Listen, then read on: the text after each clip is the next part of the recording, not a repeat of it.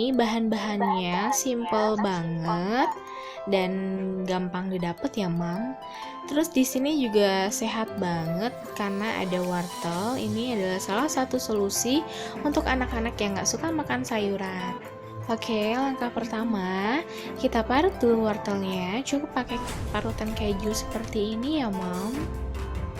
Wortelnya selesai, lalu kita kocok lepas 2 butir telur. Nah, ini aku mau ngalusin dagingnya ya, Mam.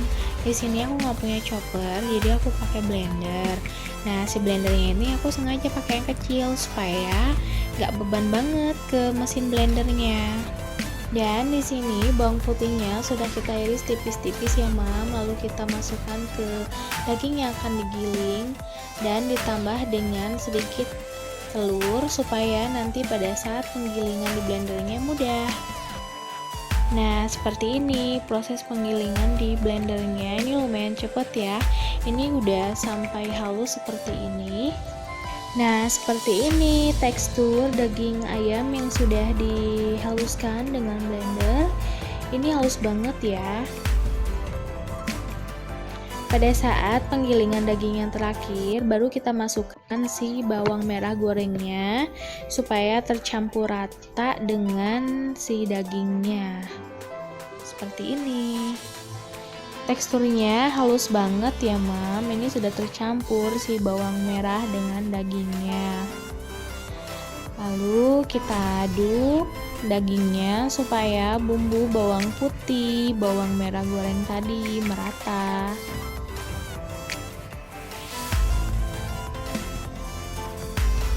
Langkah selanjutnya yaitu kita masukkan wortel, lalu dagingnya kita bumbui dengan ini kaldu jamur ya, Mam. Kebetulan aku pakai merek Totole, ini non MSG jadi aman dikonsumsi untuk anak kecil. Ini 1 sendok teh ya. Aku di sini pakai sendok kecil, tapi takaran biasanya ini aku pakai 1 sendok teh kaldu ayam, setengah sendok teh garam dan setengah sendok teh merica bubuk ya.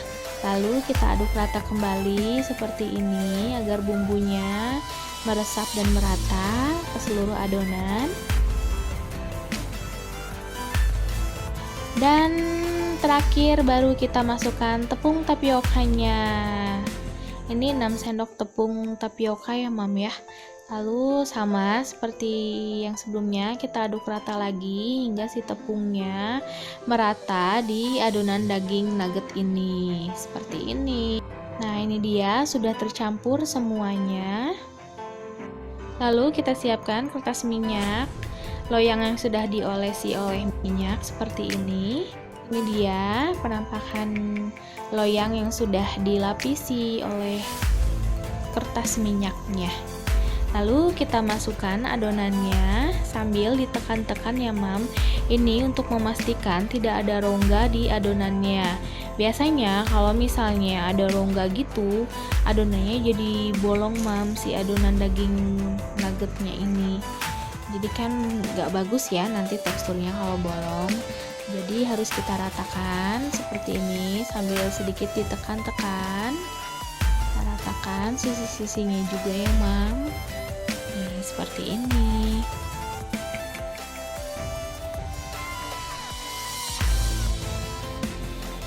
Nah, ini udah rata ya.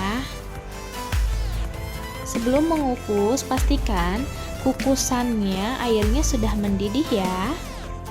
Kukus adonan nugget selama 50 menit dan gunakan api sedang cenderung kecil. Untuk menentukan adonan sudah matang, maka lakukan tes tusuk seperti ini. Nah, ini adonannya udah mateng ya, Mam. Ini sudah didiamkan dulu selama kurang lebih 10 menit. Nah, sudah didinginkan, baru kita bisa potong-potong adonannya. Dan potongannya pun sesuai selera ya. Tadi juga aku bikin 2 versi.